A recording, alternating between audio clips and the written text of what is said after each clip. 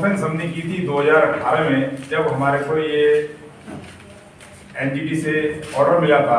हमने 2017 जनवरी में इसके लिए पिटीशन फाइल की थी एंक्रोचमेंट के अगेंस्ट सेक्टर 48 में। उसमें 14 अगस्त 2018 को हमें ऑर्डर मिला हमारे फेवर में, और नोएडा अथॉरिटी और सेंट्रल गवर्नमेंट यूपी गवर्नमेंट को आदेश जारी हुए कि इस एंक्रोचमेंट को तत्काल हटाया जाए। बट ठीक है, प्राधिकरण के उदासीन रवैये के कारण वो संभव अब तक नहीं हो पाया है। हालांकि उसके बाद 6 ऑर्डर और आ चुके हैं।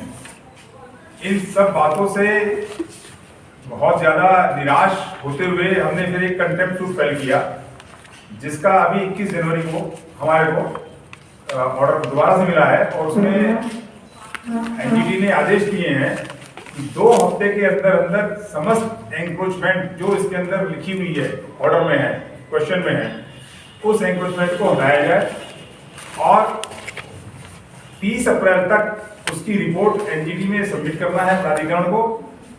18 मई इसकी हमारी दोबारा से सुनवाई हुई है। ये इसमें आप देखिए जरा एक बार, जो नक्शा है इसमें देखें आप, जो ब्राउनिश है ये सारा ग्रीन है हमारे सेक्टर का, जो कि एंक्रोच्ड है। जितना भी ये ब्राउनिश है ये सारा वो ग्रीन है जो कि अवेलेबल नहीं है, जिसमें आप एक पूरा पार्क देख सकते हैं। एक पार्क 70% नहीं है, दूसरा पार्क 80% नहीं है, और बहुत सारी ग्रीन बेल्ट में से काट के रास्ता बनाया हुआ है। और हद ये है कि करीब करीब 200 प्लॉट्स, जिसमें से 111 प्लॉट्स 200 गज के और 83 प्लॉट 300 मीटर के, ये अवेलेबल नहीं है। और 2 सामुदायिक भवन हमारे को अलॉटेड है, उनमें से एक भी हमारे पास आज की डेट में अवेलेबल नहीं है, एक भी। आप देख सकते हैं इसमें नक्शे में, मैं आगे कहूँ तो मैं वहां पे आके आपको दिखाता हूँ। ये करीब 700 करोड़ रुपए की वैल्यू है जो प्लॉट्स एनक्रोचमेंट में है। अगर अथॉरिटी हटाए तो उनको काफी अच्छा रेवेन्यू मिल सकता है। 250 मीटर के कितने प्लॉट बताएं? 200 मीटर के 111 प्लॉट नहीं है, और 300 मीटर के 84 प्लॉट्स नहीं है। आउट ऑफ 300 के 242 कुल है। ये बात नोट करने वाली है, 300 मीटर के कुल 242 में से 84 प्लॉट्स नहीं है, और 200 मीटर के 210 प्लॉट्स में से 111 प्लॉट्स नहीं है, मतलब 50% से ज्यादा नहीं है। और जो ये एंक्रोचमेंट वाला एरिया है, ये केवल आबादी नहीं है, यहाँ पर कमर्शियल आउटलेट्स हैं, बड़े बड़े कटर्स लगे हुए हैं, बड़े बड़े गोदाम बने हुए हैं, और हैवीएस्ट ट्रक जो आप रोड पे आपने देखे होंगे वो हमारे सेक्टर के अंदर से मूव करते हैं।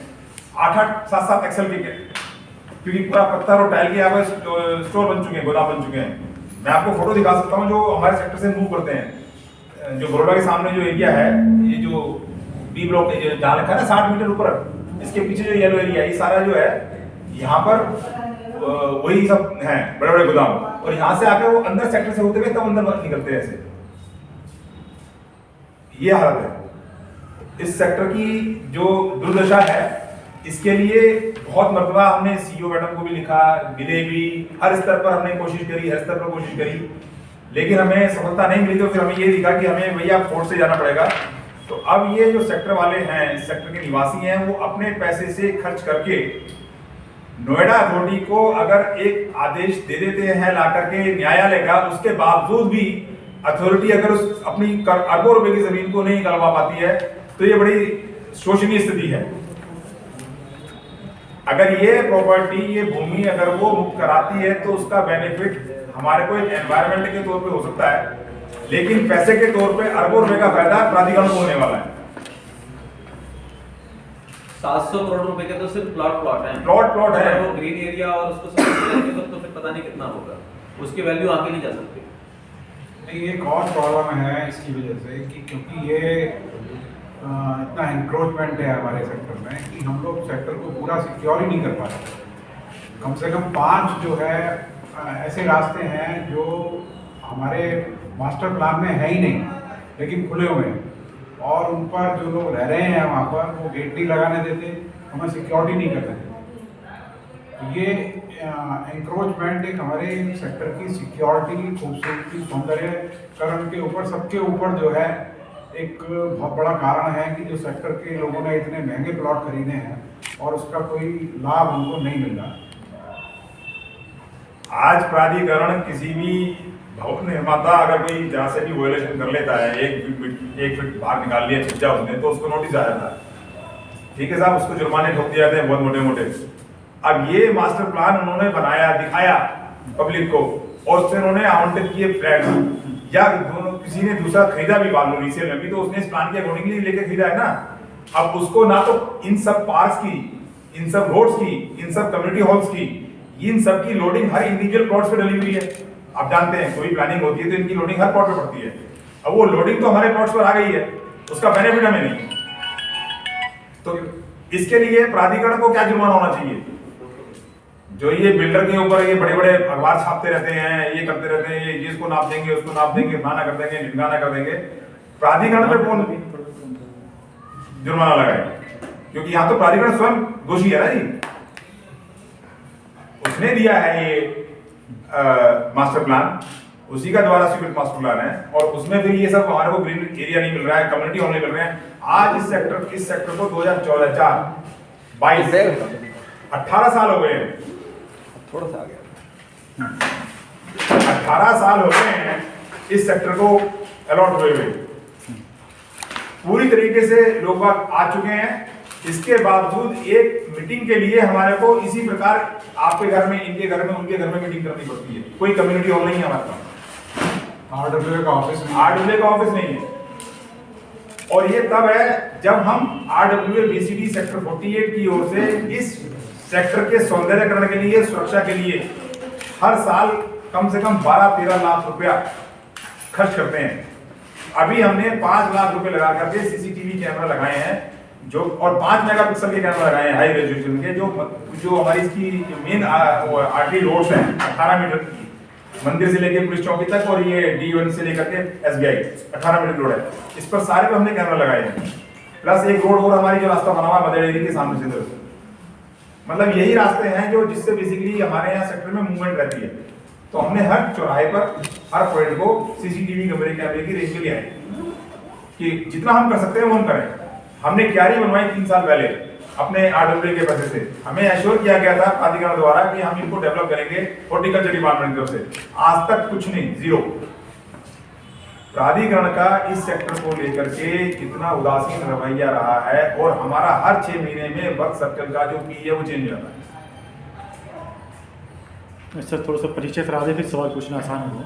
आप फोनरवा के वरिष्ठ उपाध्यक्ष राजीव गर्ग साहब हैं, आप के जैन साहब हैं फोनरवा से महासचिव, मैं पवन गोयल हूँ इस आरडब्ल्यूए बीसीडी से प्रेसिडेंट, आप राजीव लोचन जी हैं हमारे मुख्य सलाहकार, राजीव लोचन जी आप हमारे संरक्षक भी हैं और मुख्य सलाहकार भी हैं। राजीव लोचन जी ये संरक्षक हैं। हाँ, आप राजेश अग्रवाल जी हैं हमारे वाइस प्रेसिडेंट हैं आरडब्ल्यूए बीसीडी से। क्या बताया सर? राजेश अग्रवाल जी राजेश अग्रवाल। बीसीडी के वाइस प्रेसिडेंट। VP, ठीक है। आप संदीप कुमार जिंदल जी हैं, संदीप कुमार जिंदल जी आप महासचिव हैं हमारी आरडब्ल्यूए बीसीडी से। बाकी एग्जीक्यूटिव बॉडी के हमारे संजीव अग्रवाल जी हैं, केशव केशव सिंह हैं, और प्रेम शर्मा जी अभी जो मंत्री पीछे बैठ गए हमारे। सर एक एक एक एक करके सर, जी। थोड़ा आराम से सर। संजीव संजीव अग्रवाल जी संजीव अग्रवाल जी जॉइंट सेक्रेटरी हैं। इसमें सारे हाँ इसमें सब, हाँ सारे बिल्कुल, हाँ इसमें सब नाम है। जरूरी थोड़ी ना यहाँ भी मुख्य प्रमुख। हाँ ठीक है, हाँ संजीव अग्रवाल जी हैं, और प्रेम शर्मा जी सेक्रेटरी हैं राम शर्मा जी, ये जी, और शिल्पा मिश्रा जी हैं पीछे, वो भी एग्जीक्यूटिव है हमारी आरडब्ल्यूए की। और आरडब्ल्यूए ए ब्लॉक से रिप्रेजेंटेटिव है हमारे बीच में सेक्रेटरी उनके केशव जी, ए ब्लॉक आरडब्ल्यूए, दूसरे आरडब्ल्यूए के secretary। ये भी एनजीटी में हमारे साथ पूरी तरीके से सहयोगी हैं बराबर के।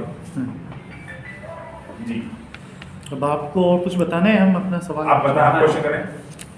जो ये सारी चीज है उसमें पुनर्वा आपके साथ है खुल के, वो हमारे साथ में है, महासचिव जी वही हम और- पूछना चाह रहे हैं। हाँ जी बिल्कुल साथ है। लगभग 18 साल आपके सेक्टर को बसे हो गए, जी तो पहले सेक्टर बसा है, जो लोग रह रहे हैं वहाँ, जो कमर्शियल एक्टिविटी भी कर रहे हैं, पहले वो लोग थे। मैं आपको दिखाता हूँ, वसीम कुछ स्लाइड दिखाइए, वो 2001 वाली और 2000 अभी मैं आपको दिखाता हूँ। इसमें हम सब लोगों ने ये किया है कि जो गूगल इमेजेस हैं 2001 से सारी उसको हमारे कैप्चर पास। किया है, देखिए साहब, तो आपको पता लग जाएगा।